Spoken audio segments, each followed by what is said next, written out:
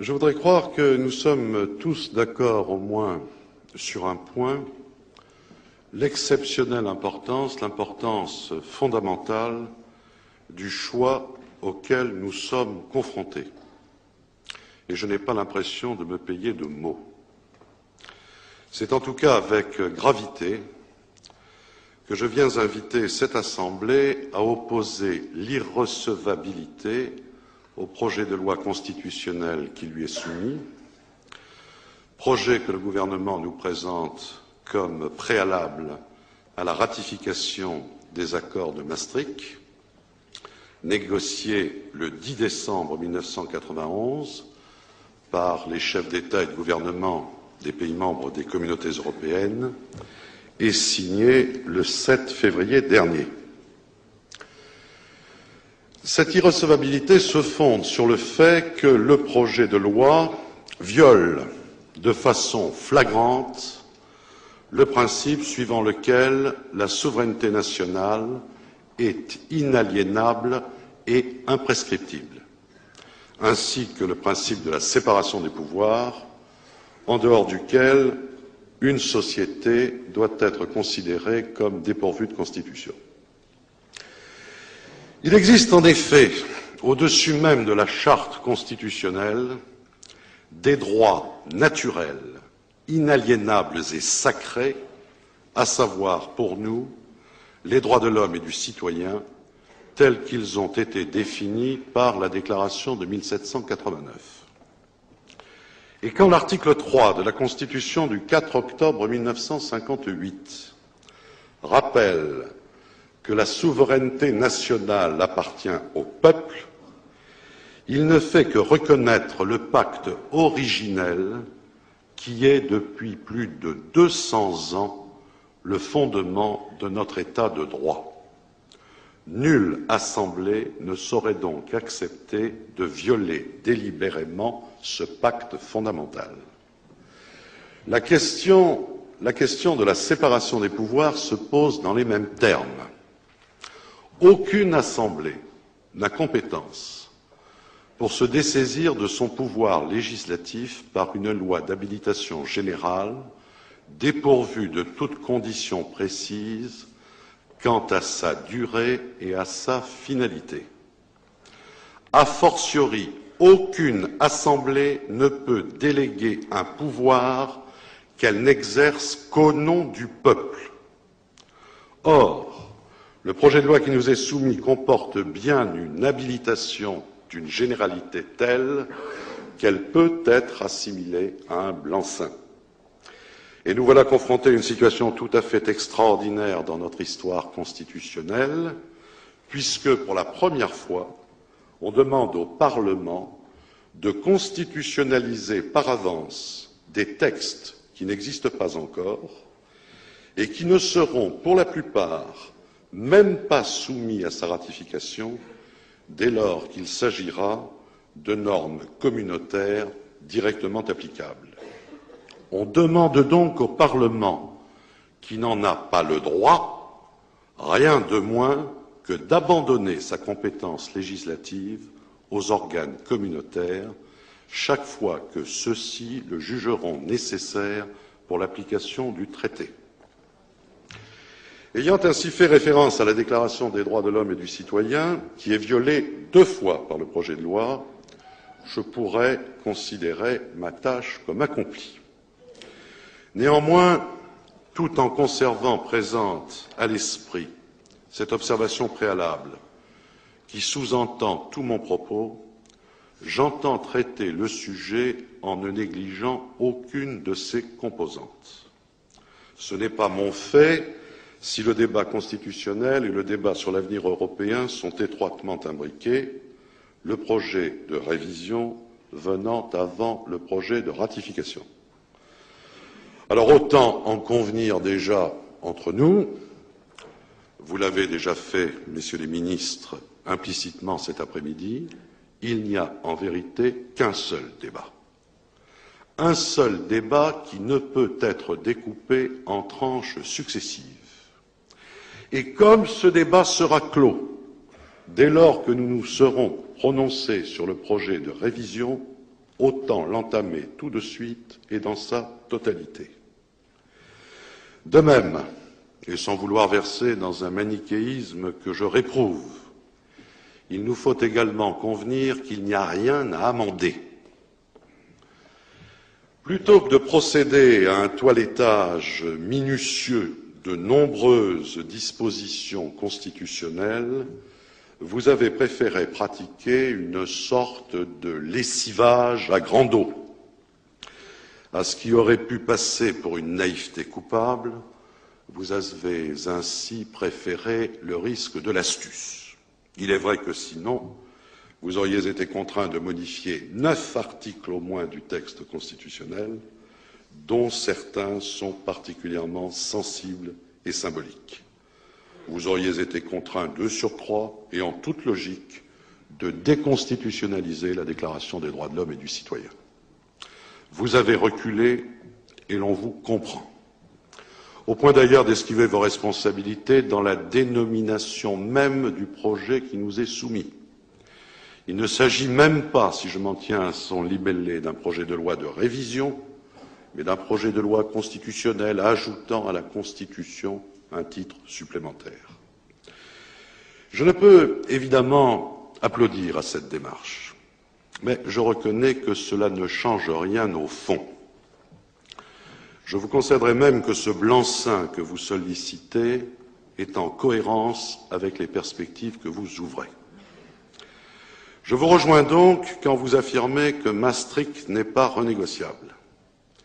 Et on ne changera pas le traité par le biais d'une manipulation de la révision constitutionnelle. Toutes les garanties, précisions, corrections, conditions dont on nous parle relèvent à mes yeux de l'illusion. La révision, la ratification, c'est à prendre ou à laisser. C'est assez dire qu'il ne m'est pas possible de séparer l'appréciation constitutionnelle de l'analyse critique des accords. Dès lors qu'on nous demande de changer la Constitution dans le seul but de ratifier le traité de Maastricht, nous ne pouvons nous prononcer sur la réforme constitutionnelle sans mesurer à quoi nous engage ce traité. Ce faisant, je me plie, je n'ai guère le choix, à la procédure, à la méthode imposée par le président de la République. L'inconstitutionnalité que je soulève est du reste inséparable du regret que suscite en moi le non-recours à l'article 11 de la Constitution qui impliquait le référendum direct. Allez dire à d'autres, pour justifier ses habiletés tactiques, que la procédure de l'article 89 rend sa dignité au Parlement. Convenez que l'argument est plutôt singulier au moment où l'on nous demande de diminuer encore le pouvoir réel du Parlement.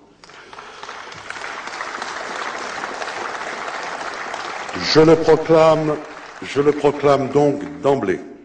Dès lors que l'entrée de la France dans l'Europe de Maastricht constitue bien l'acte historique qu'a évoqué le président de la République, il serait normal, nécessaire, légitime, indispensable que la parole soit donnée au peuple.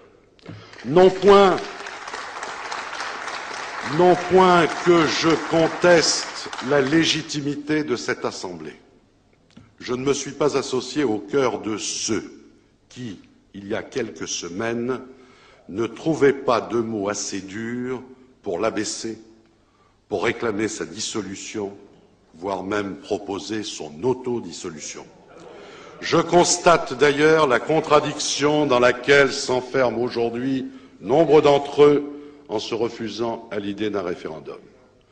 Ce que je veux seulement dire, c'est que le recours à la voie parlementaire est contraire à l'esprit de notre pacte social, car ce que le peuple a fait, seul le peuple peut le défaire. C'est en outre une faute politique lourde, car c'est refuser de donner à un engagement aussi grave la sacralisation dont il a besoin. Et ne changerait rien à l'affaire, la manœuvre qui consisterait ultérieurement à ne faire ratifier par le peuple que ce que le Parlement aurait déjà décidé. Non, foin d'argussie, il me faut dire avec beaucoup d'autres, au nom de beaucoup d'autres, qu'il est bien temps de saisir notre peuple de la question européenne. Car voilà maintenant 35 ans que le traité de Rome a été signé et que d'acte unique en règlement, de règlement en directive, de directive en jurisprudence, la construction européenne se fait sans les peuples, qu'elle se fait en catimini, qu'elle se fait dans le secret des cabinets, dans la pénombre des commissions, dans le clair-obscur des cours de justice. Voilà 35 ans que toute une oligarchie d'experts, de juges, de fonctionnaires, de gouvernants prend au nom des peuples, sans en avoir reçu mandat, des décisions dont une formidable conspiration du silence dissimule les enjeux et minimise les conséquences. Qu'on m'entende bien, je ne viens ici donner de leçons à personne, alors qu'en retour, on veuille bien respecter ma propre démarche. Je me serais d'ailleurs bien passé d'être là. Il eût mieux valu, à l'évidence, que des voix plus fortes que la mienne engagent le combat. Elles ne l'ont pas souhaité, je me garderai de les juger. Je me contente de faire et d'assumer un autre choix. Ce n'est pas si facile. À la décharge des absents, je reconnais en effet bien volontiers que le conformisme ambiant, pour ne pas dire le véritable terrorisme intellectuel qui règne aujourd'hui, disqualifie par avance quiconque n'adhère pas à la nouvelle croyance et l'expose littéralement à l'invective.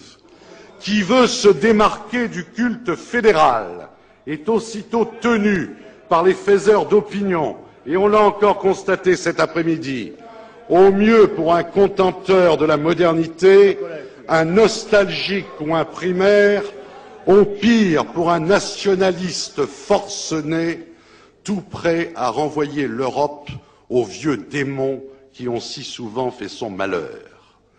Mais il est des moments où ce qui est en cause est tellement important que tout doit s'effacer. Et je ne parle pas ici au nom d'une France contre l'autre, car dès lors qu'il s'agit de la France, de la République et de la démocratie, il ne peut pas être question de la droite et de la gauche.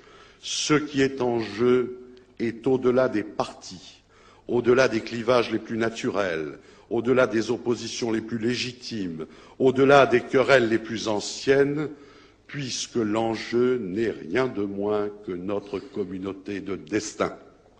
Cette communauté de destin est gravement mise en péril par les accords, alors que ceux-ci ne sont ni la condition de la prospérité, ni la condition de la paix. Dans le monde tel qu'il est, l'idéal, comme le réalisme, commandait de faire prévaloir une toute autre conception de l'Europe. Voilà ce que je voudrais maintenant développer devant vous. Monsieur le Président, Messieurs les ministres, mes chers collègues, qu'on ne s'y trompe pas. La logique du processus, de l'engrenage économique et politique mis au point à Maastricht est celle d'un fédéralisme au rabais, fondamentalement antidémocratique, faussement libéral, résolument technocratique. L'Europe qu'on nous propose n'est ni libre, ni juste, ni efficace. Elle enterre la conception de la souveraineté nationale et les grands principes issus de la Révolution. 1992 est littéralement l'anti-1789. Beau cadeau d'anniversaire que nous font les pharisiens du bicentenaire pour les 200 ans de cette République qu'ils encensent dans leurs discours et risquent de ruiner par leurs actes. Oh, je sais bien qu'on veut à tout prix minimiser les enjeux et nous faire croire que nous ne cédons rien d'essentiel en ce qui concerne notre indépendance. Je sais bien qu'il est de bon ton aujourd'hui de disserter à l'infini sur la signification même du concept de souveraineté, de le décomposer en menus morceaux, d'affirmer qu'il admet de multiples exceptions, que la souveraineté monétaire, ce n'est pas du tout la même chose que l'identité collective, laquelle ne courrait aucun risque, ou encore que l'impôt, la défense, les affaires étrangères, au fond, ne jouent qu'un rôle relatif dans l'exercice de la souveraineté. Toutes ces arguties, en réalité, n'ont qu'un but, vider de sa signification ce mot gênant pour qu'il n'en soit plus question dans le débat. La méthode est habile. En présentant chaque abandon parcellaire comme n'étant pas en soi décisif, on peut se permettre d'abandonner un à un les attributs de la souveraineté sans jamais convenir qu'on vise à la détruire dans son ensemble. Le procédé n'est pas nouveau. Depuis 2500 ans, grâce à lui, de demi-longueur en demi-longueur, Achille court toujours derrière la tortue de Zénon sans jamais la rattraper. Seulement, ce n'est là qu'un paradoxe. Dans la réalité, Achille gagne bel et bien la course, et de même, à force de renoncement, aussi ténu que soit chacun d'eux, on va bel et bien finir par vider la souveraineté de son contenu. Car il s'agit là d'une notion globale, indivisible comme un nombre premier. On est souverain ou on ne l'est pas, mais on ne l'est jamais à moitié. La souveraineté est par essence un absolu qui exclut toute idée de subordination et de compromission. Un peuple souverain n'a de comptes à rendre à personne et n'a vis-à-vis des autres que les devoirs et les obligations qu'il choisit librement de s'imposer à lui-même. Souvenez-vous du cri de Chateaubriand à la tribune de la Chambre en 1816 « Si l'Europe civilisée voulait m'imposer la charte, j'irais vivre à Constantinople. » La souveraineté, cela ne se divise pas, cela ne se partage pas non plus, et bien sûr, cela ne se limite pas. Rappelons-nous d'ailleurs, pour avoir un exemple plus récent que vous appelez de vos vœux, ce que put signifier pendant le printemps de Prague la doctrine brejnevienne de la souveraineté limitée. Tant il est vrai que la souveraineté divisée, la souveraineté partagée, la souveraineté limitée sont autant d'expressions pour signifier qu'il n'y a plus du tout de souveraineté.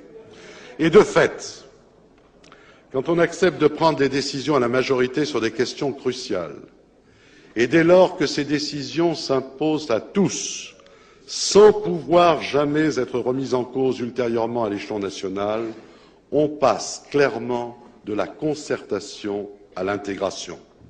Aussi, quand on nous dit que les accords de Maastricht organisent une union d'États fondée sur la coopération intergouvernementale, on travestit délibérément la réalité. Tout au contraire, ces accords visent à rendre inapplicable le droit de veto et à créer des mécanismes qui échappent totalement aux États. En fait, ce traité est un anti-compromis de Luxembourg, en tant qu'il interdit non seulement aux parlements nationaux, mais aussi aux gouvernements de faire prévaloir l'intérêt national quand il est en cause, puisque chacun s'engage à éviter autant que possible d'empêcher qu'il y ait unanimité lorsqu'une majorité qualifiée est favorable à la décision. Cela est vrai pour la politique monétaire et pour la politique sociale, mais cela sera vrai aussi pour la politique étrangère et la politique de défense. D'ailleurs, vous nous l'avez rappelé, Monsieur le Ministre, les pays membres prennent même l'engagement de ne défendre que des positions communes au sein des organisations internationales, et cet engagement vaut aussi pour la France et le Royaume-Uni en leur qualité de membres permanents du Conseil de sécurité de l'ONU, situation qui est contraire aux dispositions de la Charte et que plusieurs de nos partenaires interprètent déjà, nous le savons, comme une transition vers le transfert de ces 2 sièges à la communauté. Tout ce dispositif est donc fort peu respectueux de la souveraineté des États membres